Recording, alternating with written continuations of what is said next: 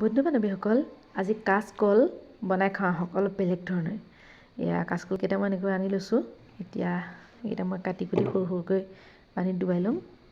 এতিয়া কলকেইটা মই বাকলি সৈতে এনেকৈ কাটি ল'লোঁ। কাটি প্ৰায় 5-10 মিনিটমানৰ কাৰণে পানীত ডুবাই থ'লোঁ। তাৰপাছত পানীৰ পৰা উলিয়াই এনেকৈ পিচ পিচকৈ কাটি ল'লোঁ। তাৰপাছতে এয়া মই অকণমান কেৰাহীত তেল দি অকণমান ৰঙচুৱা হোৱাকৈ ফ্ৰাই কৰি ল'ম। এয়া কলখিনি মই ফ্ৰাই কৰি ল'লোঁ। এতিয়া কলখিনি ডুবি যোৱাকৈ মই ইয়াতে গাখীৰ দিম। মই গৰু গাখীৰ ব্যৱহাৰ কৰিছোঁ, আপোনালোকে মন কৰিলে কিনা গাখীৰ ব্যৱহাৰ কৰিব পাৰে। এয়া মই এনেকৈ 5 মিনিটমানৰ কাৰণে থৈ দিম। কল ফ্ৰাই কৰি লোৱা কেৰাহীখনতে তেল আছিলে, তাতে মই নিজে বনাই লোৱা অকণমান মছলা দি দিছোঁ। চব গুটি, জিৰা আৰু ধনিয়া গুটি, লগতে কেইটামান শুকান জলকীয়া দি এনেকৈ এটা মই বনাই লৈছিলোঁ। ইয়াত আপোনালোকে দালচেনি, ইলাচি দি ল'ব পাৰে, তেতিয়া আৰু ভাল হয়। মই দিয়া নাই, কাৰণ সেইটো দিলে সিহঁতি খাই ভাল নাপায় ল'ৰা ছোৱালীকেইটাই। তাৰপিছত এয়া চাওক, বিলাহী, কেঁচা জলকীয়া, ধনিয়া, নহৰু আৰু আদা, নহৰু আৰু পিঁয়াজ এয়া গোটাই লৈ পেলাই মই ধুনীয়াকৈ এটা পেষ্ট বনাই ল'লোঁ। তাৰপিছতে কেৰাহীতে মছলাখিনি দি তেজপাত দি হোৱাৰ লগে লগে মই পেষ্টটো দি পেলাই এনেকৈ বনাই ল'লোঁ। এতিয়া এইটো ধুনীয়াকৈ লৰাই কৰি বনাবলৈ পাব লাগিছিলে, কিন্তু কি হ'ল জানেনে, মোৰ গেছটো শেষ হৈ থাকিলে।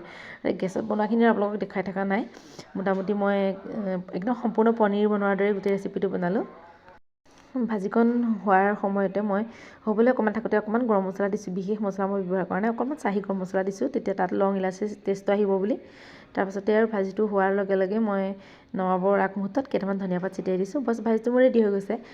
ৰুটি বা ভাত সকলো লগতে এইটো পৰিৱেশন কৰি চাব পাৰে। এনেকুৱা আপোনালোকে খাই চাবচোন, সঁচাকৈ বনাই খাই চাব, বহুত বেছিয়ে ভাল লাগে খাই। এটা আনকমন টেষ্ট হয়।